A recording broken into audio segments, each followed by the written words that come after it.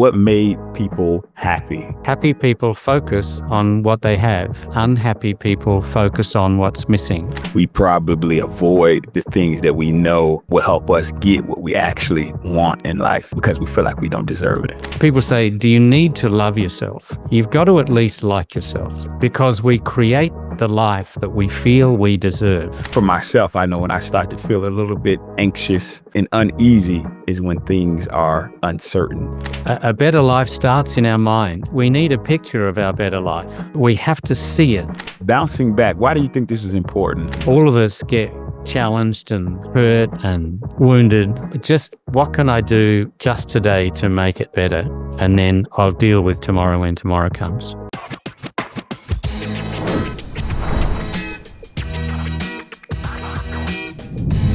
All right, welcome to another episode of Playing Injured. I'm excited for today's episode.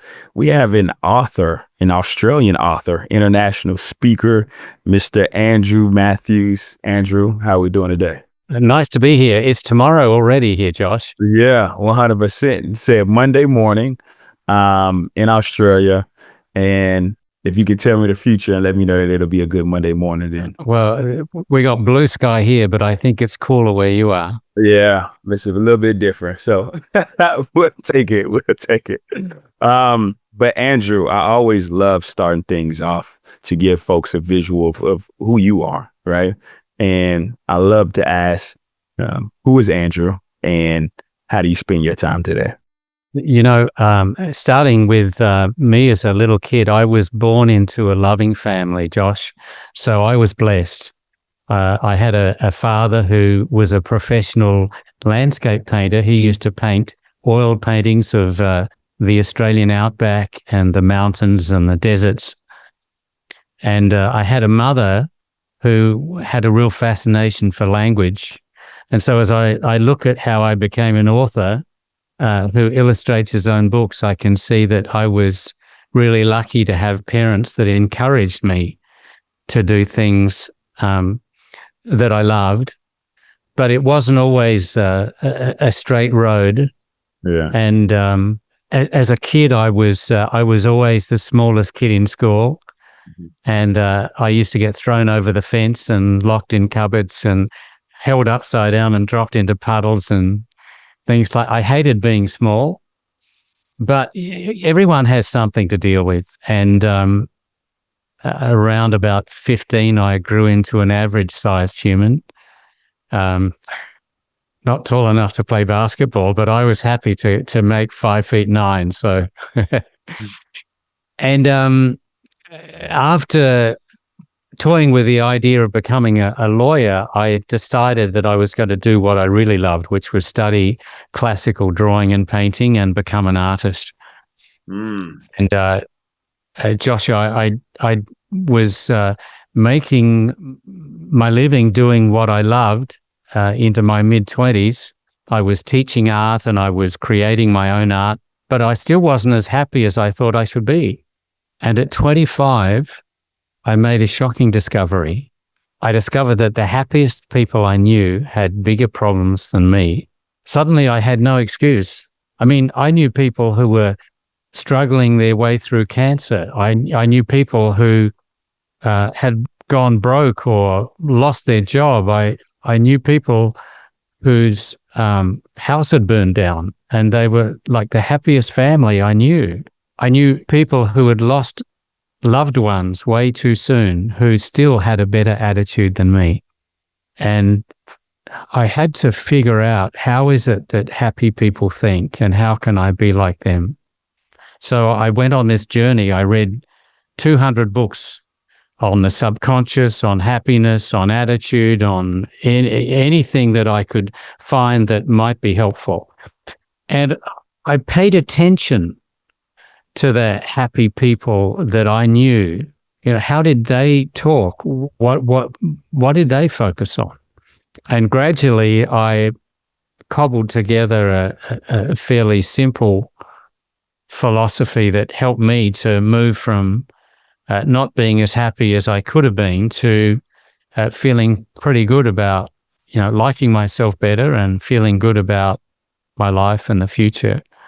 Yeah. And then, as many people do, I thought maybe I can write a book that is the book that I wished I'd had. And so I wrote a book called Being Happy. So that was the beginning. Yeah. And so I would love to hear this, because you said that you were doing what you were passionate about, right? And I think a lot of people think that, hey, if I do what I'm passionate about, then I'll be happy.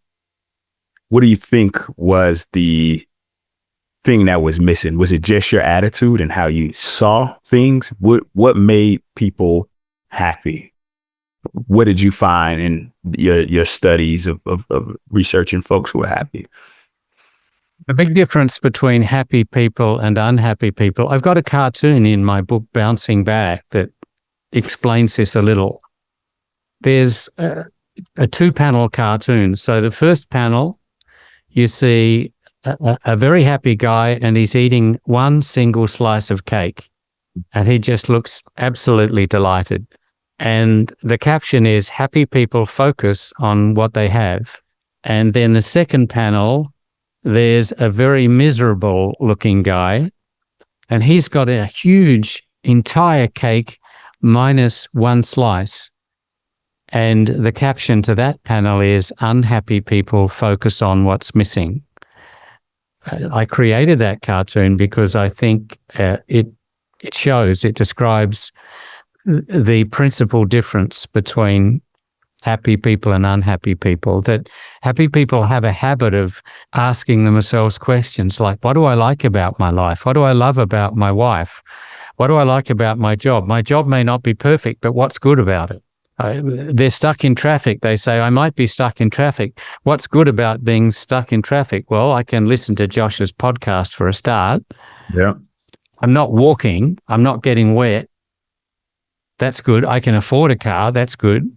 So we find in life what we look for. And happy people have a habit of looking for things that are going to make them happy. Yeah. And you were just talking about the subconscious mind and how that works, right? You talked about, hey, your brain is going to look to find evidence of your thoughts, which is why we talk about why it's so important to practice. And what you're mentioning is gratitude, and practicing gratitude and being more intentional about being present and looking at what do we have and what do we love about where we're currently at, what we currently have, who we currently are, right? And find acceptance in it, right? Beautifully said. And in a sense, it's about finding perspective, that even though our life isn't perfect, well, has anyone else ever survived the problems that I have? And more than likely, we're going to find people who have survived much more serious things, and people who have a better attitude, who already have a tougher life than we have. And so in Being Happy, that book that you wrote, I'm looking at the title here, A Handbook to Greater Confidence and Security. Where does confidence and security come in to play of being happy? Well, happiness is the starting point. Well, gratitude and acceptance of our situation is the starting point for happiness. But as soon as we find that we can be happier within ourselves, lots of things happen. We have more energy. We're healthier. We solve problems faster. Happy people solve problems 20 to 30% faster than unhappy people. Even happy doctors diagnose illness 30% more accurately. So get yourself a happy doctor. As you've mentioned, when we're happy, we notice opportunities because we're expecting good things to come along. We're a magnet for other happy and uplifting people because suddenly they want to be around us. And then we're more likely to take a risk if we're happy. We say, well, this might work. I should try this. You know, I should start a podcast. I should write my book. I should start my little online business because who knows, it might work. So all of those things stem from being happy. And a part of that is also we've got to, at some stage, you say, what is the fundamentals of this being happy? People say, do you need to love yourself? You've got to at least like yourself. Why? Because we create the life that we feel we deserve. And if I don't like myself, I may stay with a partner that treats me badly. I may work for a boss for 20 years that treats me badly. If I don't like myself, I might let my kids walk all over me and say, well, it's only me. If I don't like myself, I might punish myself with what I eat or what I drink. It's not consciously, but it's all a part of saying, well, I don't really deserve a life that is that good. And so much of it, as you said, Josh, is the subconscious mind that is serving things up to us that we feel we deserve. Yeah. And man, I want to re-say that for folks who didn't catch that. We create a life that we think we deserve. And it's subconscious. It's not necessarily conscious. We might say, hey, I want this fit body. I want to, like you said, start this online business. I want to start a podcast. I want to, whatever goals that we might have, we wonder why we don't necessarily put action behind it, or we don't put consistent action behind it. And a lot of times it does come from what you just said is we create a life that we think we deserve, and it's subconscious. And so we probably avoid the things that we know will help us get what we actually want in life because we feel like we don't deserve it. We've all known people who, maybe ladies who keep on finding male partners that treat them badly. And we look at those ladies and we say, they are so beautiful and they are so smart and they have so much warmth to offer. They are so caring and they go and find themselves partners that treat them badly. And they don't consciously say, I want to go out and screw up my life or get into a relationship, but it is just as bad as the last one. But underlying all of that is that I don't, at the heart of it, feel that I deserve a beautiful life and I don't deserve to be loved just for who I am. So how can folks start to, and I know folks who probably are sitting down listening to this podcast right now, they're like, wow, is that me? So awareness is key, but also too, what can folks start to do to grow their self-image, kind of develop a higher self-esteem? We can make a decision that from today, I will never, ever say anything bad about myself. I will never criticize myself. If I can't think of something good to say about myself, then I won't say anything. So that is one way that, how some people say, oh, I'm so stupid. I always get all the bad luck. Or if anyone's going to screw it up, it's me. Just watch me screw it up. We stop all of that. So we don't even have to do anything. We just have to stop doing something. We make a decision that today is the first day of a happier life for me. So happiness is very much a decision we make one day after another. We've all seen a toddler, a 2-year-old, he may be playing around on the furniture, he falls on his head. And the first thing he does is he looks around to see who's watching. But depending on the audience, he decides whether he's going to laugh or cry. And we may not realize it, but we live exactly the same way. We're out on the freeway, cruising along, and someone cuts in front of us, and we make an instant decision. Is this going to ruin my day, or will I say, maybe this guy's just having a tough day? We're choosing happiness 50 times a day. Am I going to let this upset me or not? So fundamental is an understanding that happiness is really a choice we're making moment by moment. We don't even have to decide to live a happy life, but we just say, today I choose to support myself, not criticize myself. I choose to be happy. And I do other things like I choose not to complain. 5 minutes complaining is 5 minutes wasted. Yeah. Here's something that's interesting. We all know that we talk about what we think about.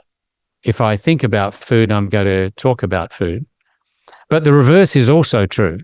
If I go talking about something, I'm going to keep on thinking about it, which is a reason why complaining is a really bad idea if we want to live a happy life. So if we try to fix a problem, that's one thing, but otherwise just leave complaining out of it. Yeah. And so continue to focus in on the good. That's really the root of it, is just making a choice to focus on the good. Even because we always have kind of these two voices in our head, right? These thoughts. And like you said, when you have these negative feelings, when you feel like complaining about your current situation, instead flipping it, and eventually subconsciously you'll start to think more positively, or start to think. And it becomes a habit. It becomes a habit where when things don't go our way, our first thought is, what's good about this? There's something good about this. And so that leads us into acceptance, which is really the first step to happiness, to gratitude, acceptance. When life knocks us down, or when people let us down, let's say we lose our job, or we get to the end of a relationship and it's heartbreaking, or we break our leg, anyone is going to say things like, this shouldn't have happened, or life doesn't seem fair. And we do that, maybe in a sense, we believe that if I don't accept this rotten situation, I won't be stuck with it.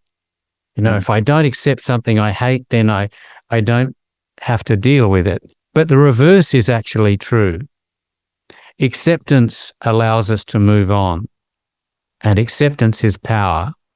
And the sooner that we say, well, I wouldn't have chosen this. I wouldn't have chosen to be sacked, or to have this broken leg, or I wouldn't have chosen to be alone at 55 years old, but that's what I've got. And I understand that, and there's a cartoon in Bouncing Back about this. What I thought was breaking me is probably making me. I've got this cartoon of a guy climbing a mountain, and he's sweating. He looks like he doesn't want to be there. Even his dog is sweating and not happy either. And that's the caption. What you thought was breaking you is probably making you. None of us are born extraordinary. We become extraordinary by facing challenges we didn't choose. Yeah. And so that all wraps up into that thing of acceptance. Yeah.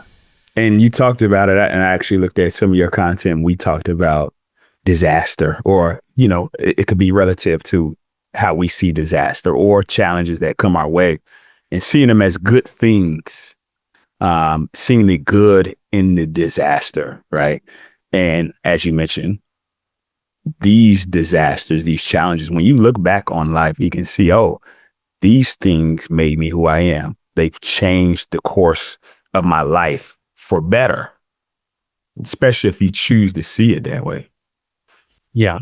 We don't learn much from success. No. We just celebrate. Yeah. And maybe we're saying, this is how good I am. But it's failure that makes us think, okay, what do I need to learn here?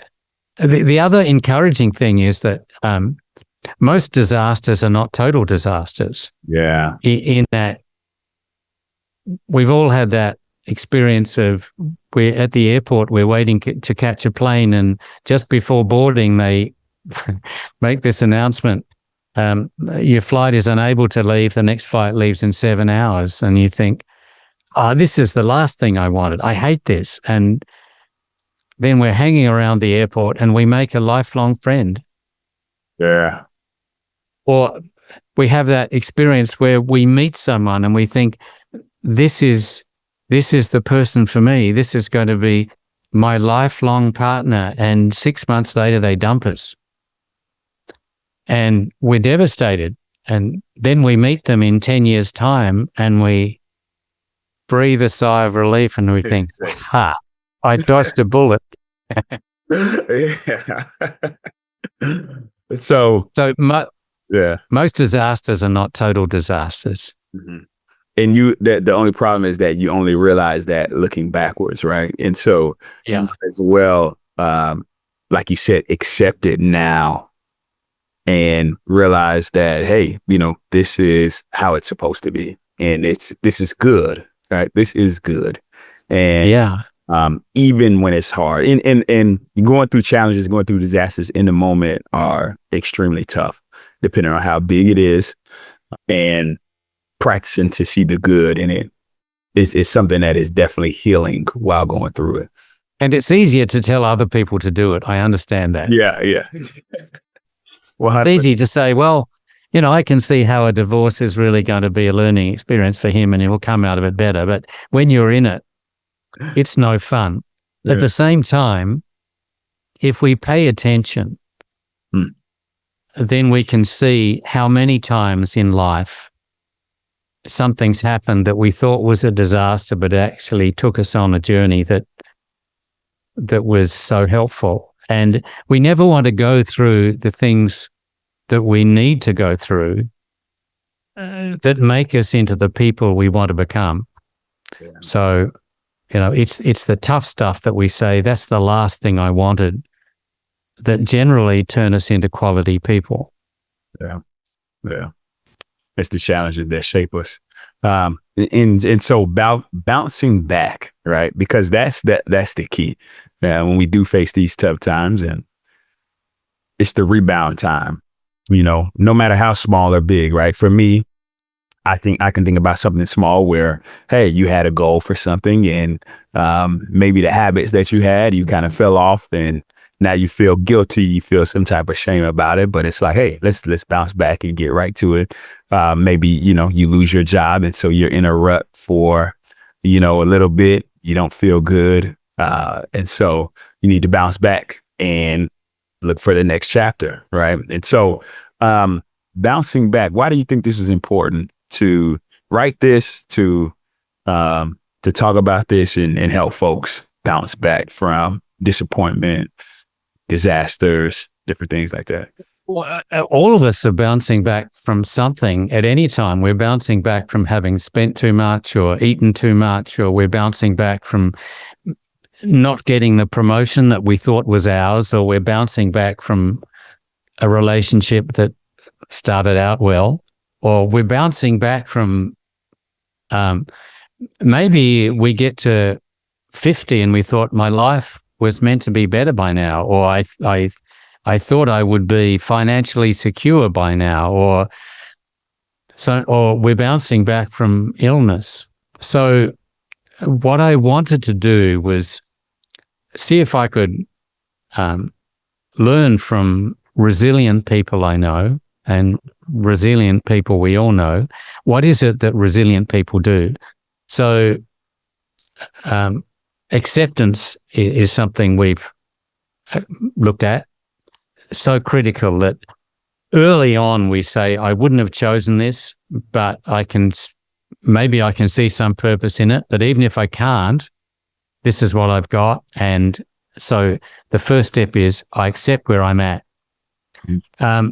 The next thing is that we break down what we need to do to make our lives better into little chunks, daily chunks, that we don't get overwhelmed by, now I'm broke, or now I'm jobless, or now I'm alone, or now I'm sick.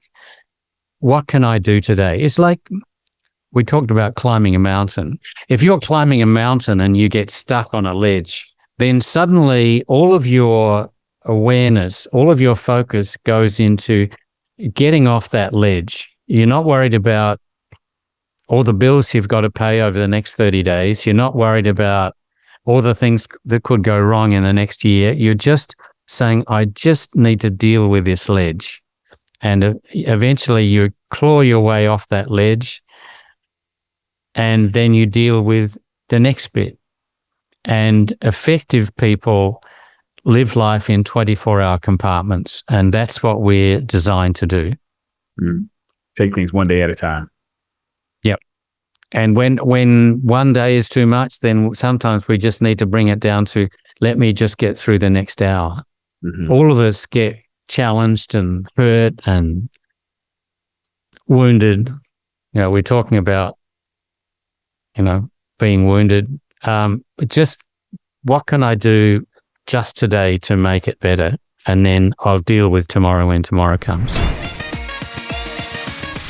So we talked about acceptance. We talked about chunking it down into little things and dealing with today, or even less than one day, maybe an hour at a time. And then the other thing that we need is we need a picture of our better life.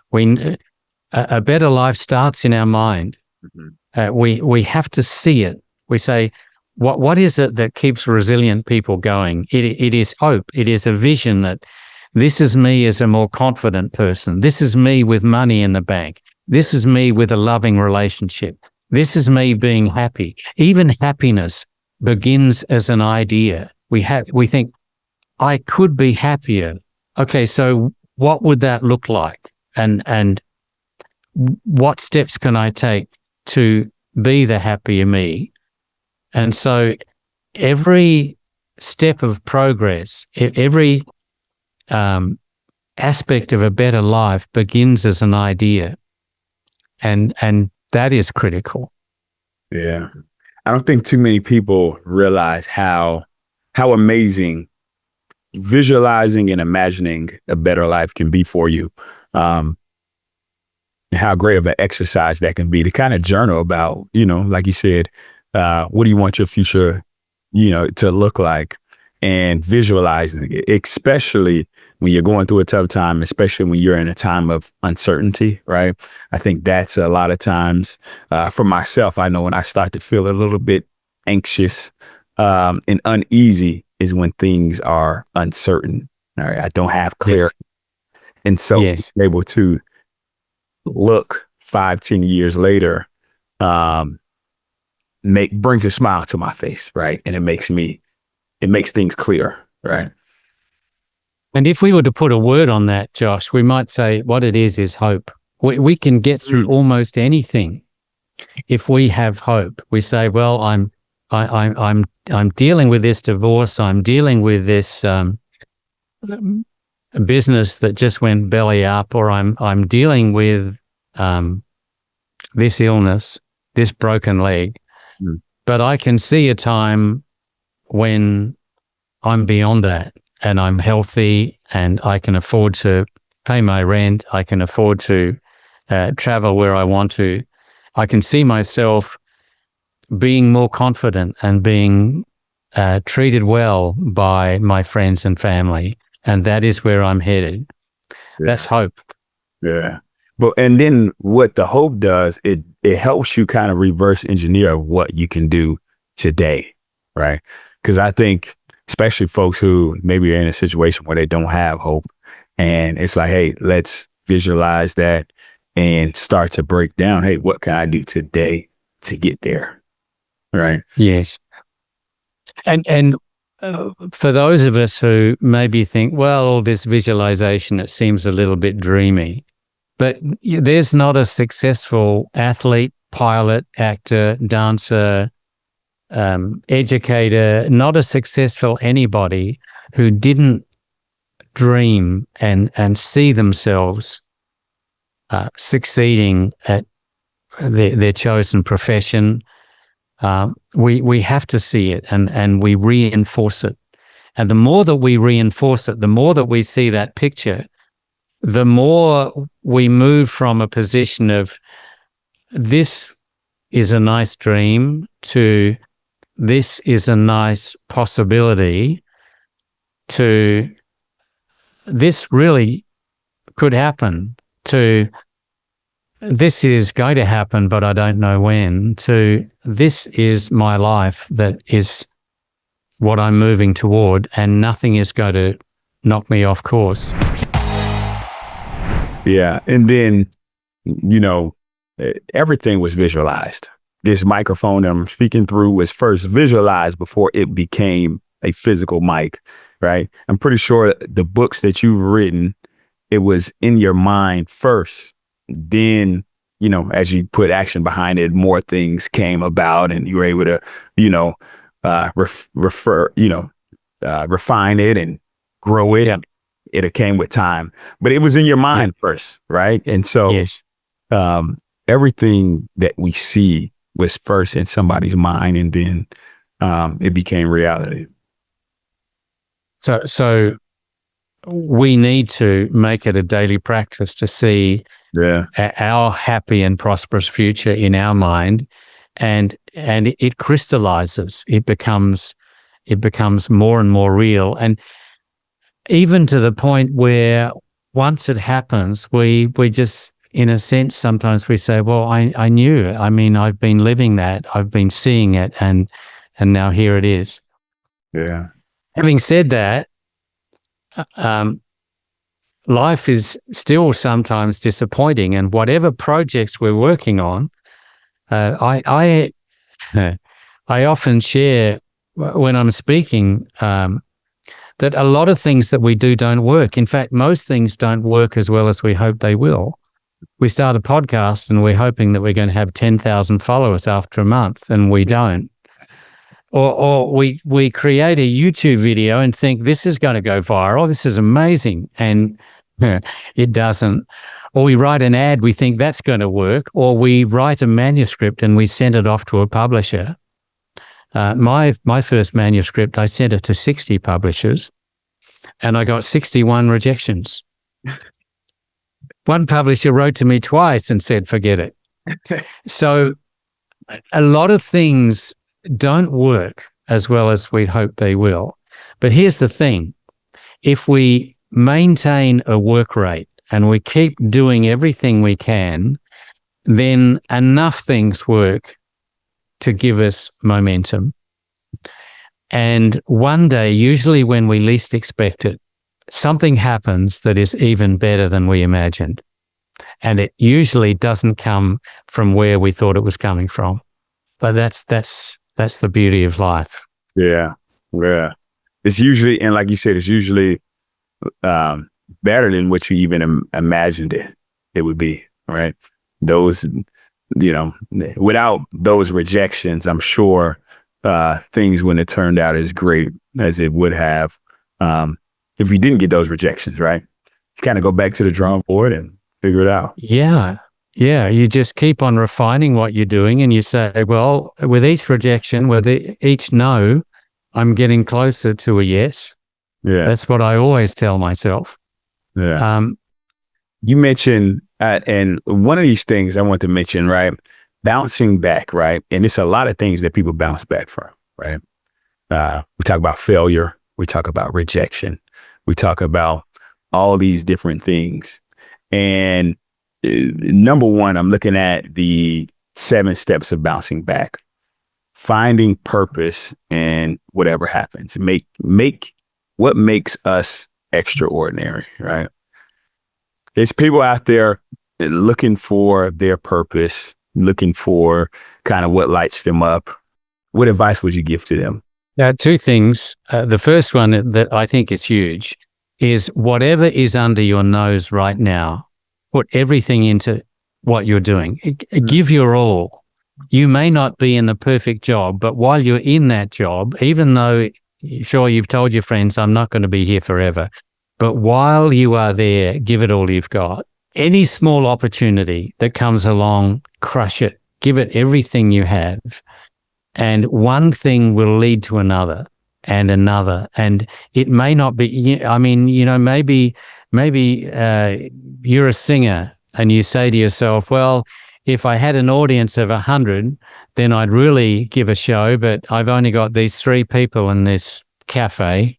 No, you give the show of your life to those 3 people. Mm-hmm. And next week you'll have 6. And in a month's time, you'll have 20. And in 2 months' time, not only are you still doing your best, but you're doing better than you were a month ago. Mm-hmm. And people are talking about you. And in a year, you've got 100, and you go from there. But you start with what you have and where you can. And so if you've got a dream to do something that is not a part of your regular job, then make a start. Do what you can. Start learning about it. Get your toe in the water. Do whatever you can that is going to get you learning more and connected with people who can teach you. But make a start, and then just don't judge too much the opportunities that are in front of you. Just grab them and do your best. So a few things you mentioned there is like, whatever you have on your plate right now, crush it and make sure you do amazing work. Change your attitude about it. Because I think a lot of folks, whatever they're currently doing, maybe it's not what they want to do. And they don't have a good attitude towards it. And I can definitely admit myself, it's times where I've had bad attitudes about certain things, and I have to check it. I have to say, hey, no, let's actually go above and beyond with what we're doing. Because, I always heard the quote, how you do anything is how you do everything.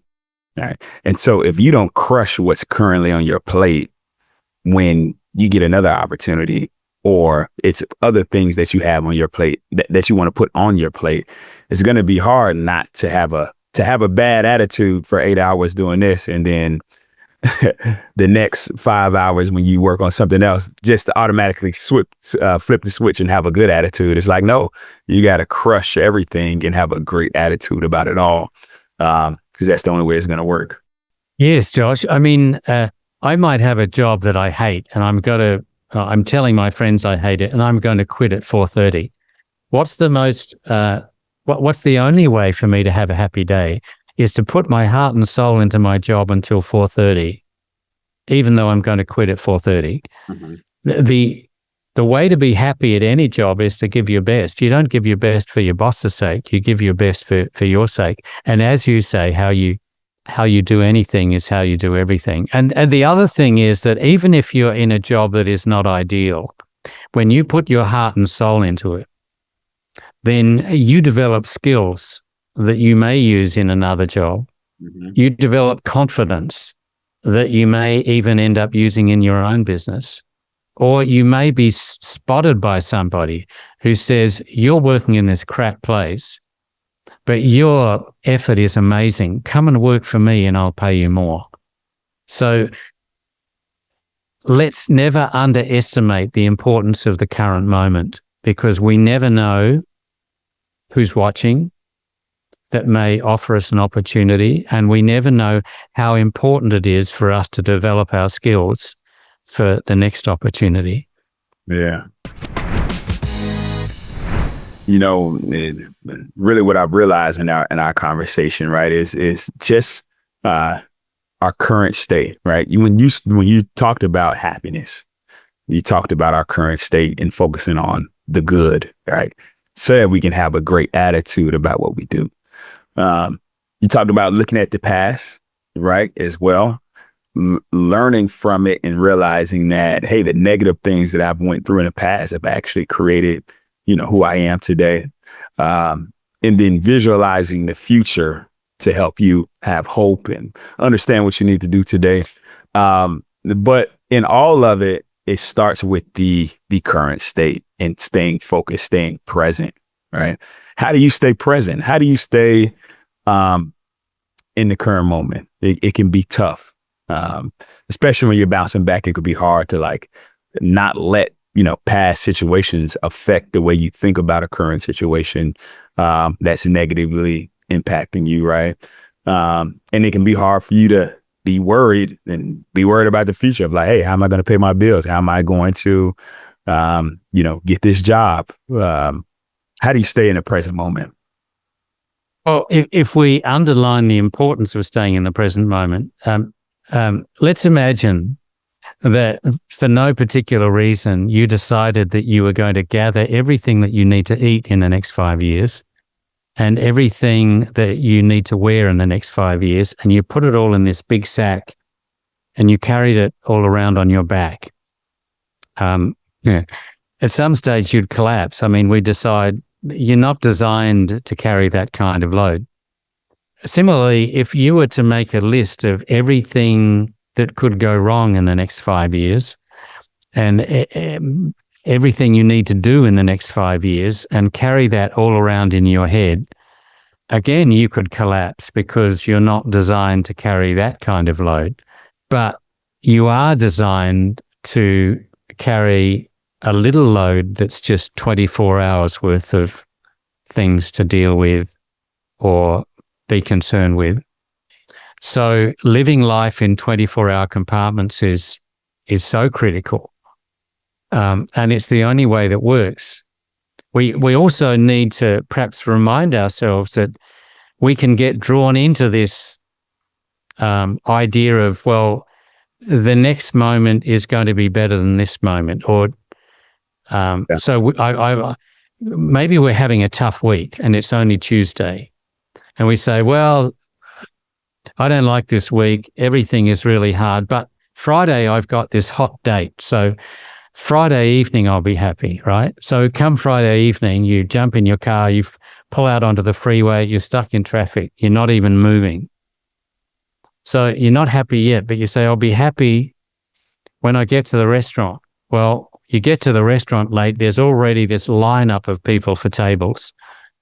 So you say, well, I'll be happy when I get a table. And eventually you get a table, your date's not there because she's stuck in traffic. Then, well, I'll be happy when all the waiters are busy. I'll be happy when someone comes and takes my order. You finally get your food and then you take a photo of it and you put it on Instagram. I'll be happy when someone likes my chicken parmigiana, And always thinking that the next moment is going to be better than this moment. And the next moment is never going to be better than this moment, especially if when the next moment comes, you're thinking about the moment after that. So it is an understanding that we drag ourselves back to the present. Yeah. We just say, let me just focus on my chat with Josh. I have everything I need. I've got air to breathe. Let me enjoy this. Yeah. Yeah. Let's just bring that attention right back here. Let's bring it back.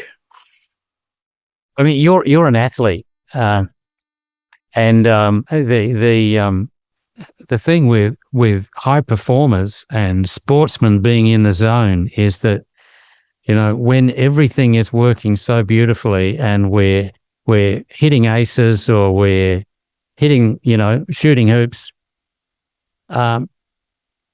we are just there. That is all that exists. Mm-hmm. And if we could get inside the minds of the greats, we just find that they're able to shut out all distractions and just be in the moment so much more than the people who never, yeah. The other thing that is attached to that, and I'd be interested in your thoughts on this, is that we cannot, this sort of leads to the subconscious. We cannot give our mind a message of something not to do. Mm-hmm. It's like Google Maps. You can't say, when Google Maps says, where do you want to go? You can't say, not the airport. Right. You've got to say, I want to go to the supermarket. You can't say. And similarly, if we say, don't drop this ball or don't miss this shot, the mind doesn't understand that. Nope. And the great players, the Michael Jordans and the Roger Federers, what sets them apart is that they are able to say, this is what I want, mm-hmm. when the pressure of the moment leads the also-rans to say, don't screw it up. Yeah. Yeah. Hey, don't mess this up. Don't mess this up. And then you end up messing up. So it's like they're so important. You have to direct your mind to where you want it to go. All right. Or what you want it to think. And it's a lot of times, we talk about self-talk. I couldn't tell you how many times, on the court, I'm telling myself, hey, lock in. Hey, and it's never me really telling myself positive, right? It's me telling myself the next direction. All right. Especially in a crunch time period. Right. It's like, hey, you need to make sure when you follow, hey, just follow through here. Follow through. You'll be great. Do your job. It's easy. Rebound. It is so many different things that go on in your mind, especially on the negative side of don't miss this free throw. Oh, this is a tough pass. Don't throw it.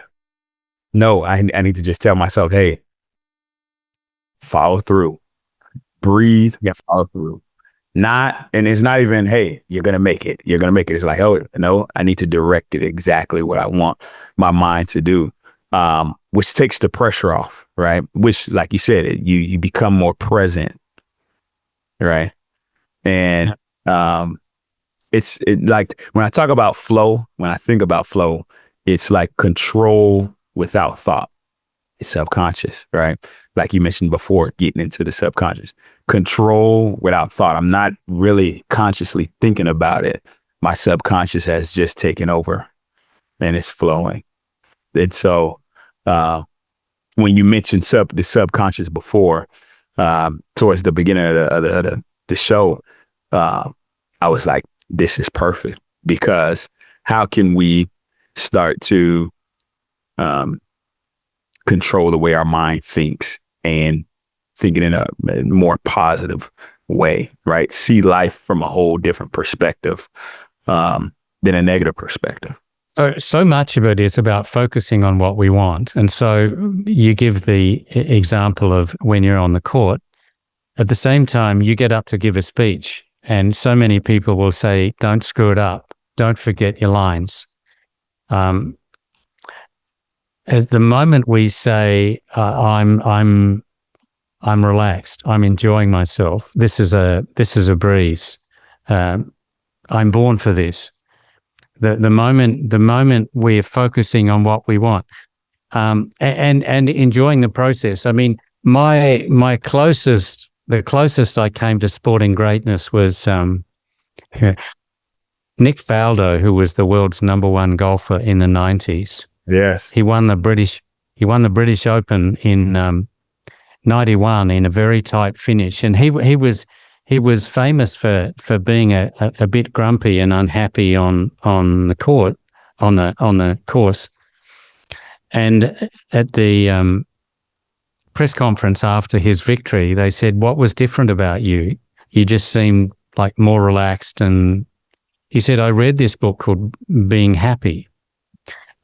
Which was very kind of Nick and helped our book sales because we were just getting started at the time.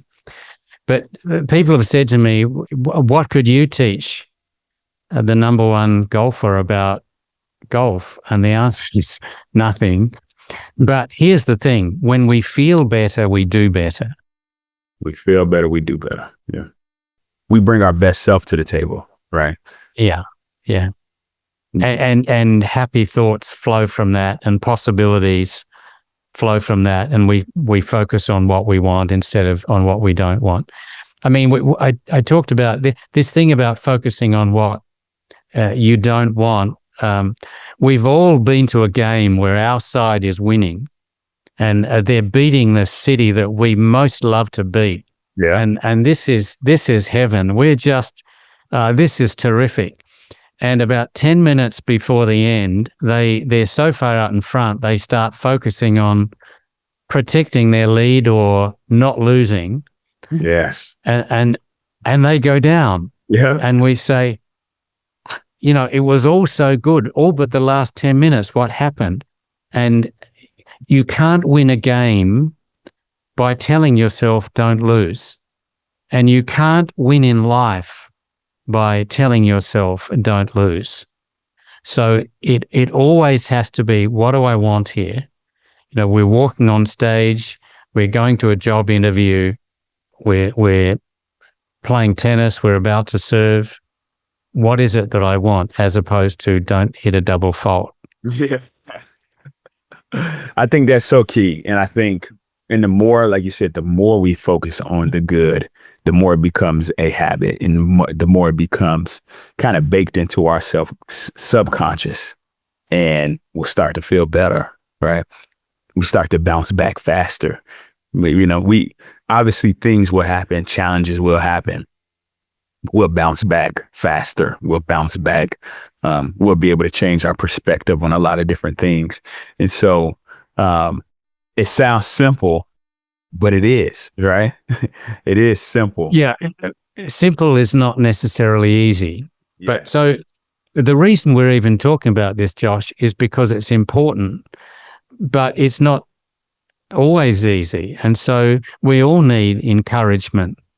We need to be reminded about things that we already know. I mean, all of my books, it's not rocket science, but what I'm aware of is that sometimes if I can express something really simple, like anything, you don't forgive people for their benefit, you do it for their benefit. And if I can put that in a book and have a cartoon alongside it, somebody remembers it and they then go and use it. So these things, and that was just off on a tangent there, but these things, they make sense, they're simple, but not always easy. But the thing is, they're possible, and that's why it's worthwhile talking about it. Yeah, 100%. And, I'm looking at your book, right? These are things that people go through, right? You got things that could have destroyed me, made me stronger. And I'm looking at this picture, and it's this guy, he's on top of debt, rejection, loneliness, failure, bullying, and other stuff I choose to forget, right? And this is to be the last thing that I chat with you about.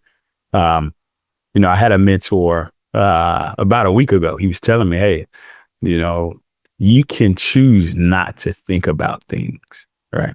You can choose not to think about troubles, future troubles, past troubles. You can choose not to think about it. And so when I was looking at, this copy of the book that you sent me, that last rock this guy was standing on really stuck out to me. Other stuff I choose to forget. What made you write that as the last rock? Well, I like that because it was a surprising in creating that cartoon. The other things like bullying, loneliness, and failure, everyone might expect that. But it is such a big part that we choose to let go of things that don't help us and don't support us. What I would say is that in forgetting stuff, our mind is not a vacuum.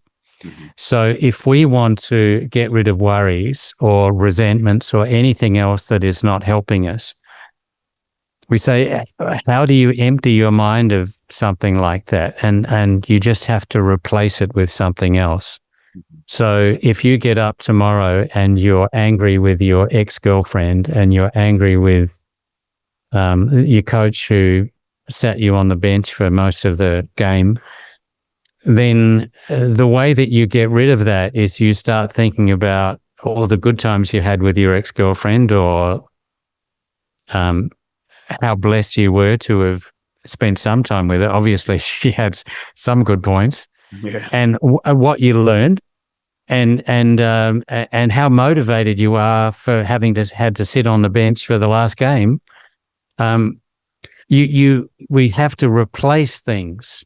We replace worries. Also, taking action also often helps. If there's action we can take, then we take some action that can get that stuff out of our mind. But we were talking earlier about you can't not do something, and also you can't not think about something.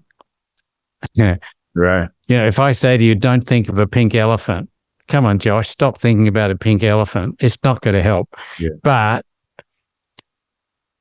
if I say, well, let's talk about kangaroos, which I have in the front yard here, by the way, very cute. Suddenly we're into kangaroos. Yeah. You got to replace things. Mm-hmm. Replace our worries and replace our negative thoughts with something else. That's why affirmations can be really good. Mm-hmm. Because affirmations can actually help to bring in a new kind of thinking and feeling, even when we think it's not possible. We keep telling myself, I'm happy and relaxed. I'm happy and relaxed. I'm happy and relaxed. And you do that for a few minutes, you start to feel happy and relaxed when you started out being anxious and stressed. Yeah. Yeah. And over time it becomes self-conscious, and then also too, like you said, taking action behind those affirmations as well, right? Show Yes. yourself as, doing both before you know it. You've started to replace that old wiring that you have, and you upgrade kind of that software that you have in your subconscious mind. Um, yeah, that was really neat. I saw that last stone, and I was scrolling down, and I was like, okay, bullying, failure. What else? Other stuff I choose to forget. And this is great. Where can folks find you and find more of your work and get in touch with you? Well, I have a newsletter that's available. You can sign up on my website. So my website is andrewmatthews.com. Matthews is 2 T's. It's all one word, andrewmatthews.com. So that's where you'll find my newsletter. It's very short. It's got a cartoon, some joy in your mailbox every 2 weeks. And if you become too happy, you can unsubscribe at any time. I have all my books on Amazon. So we've been talking about being happy, bouncing back, follow your heart. They're available in hard copy. They're available as ebooks.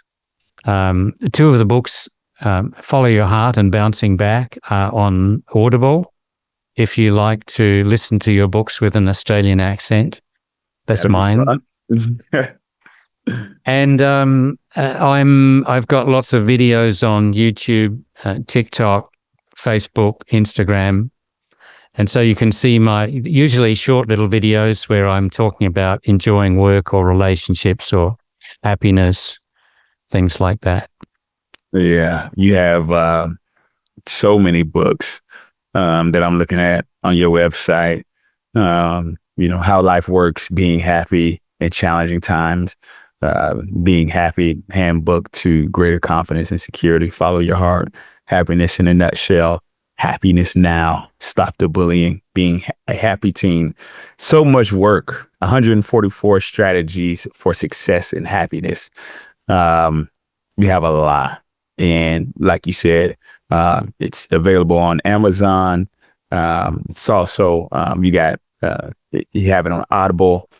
So you have a lot that folks can start to deep dive into to also help replace some of those old thoughts that they have. So, Andrew, we appreciate you. You added a ton of value to the audience. And like you said before, these are things that are simple, not necessarily easy, but some things that we can practice in, the 24 hours that we have today. And so I appreciate you adding all the value that you showed. Josh, it's been a real joy to chat with you. I'm just so grateful. Thank you. 100%. Thank you.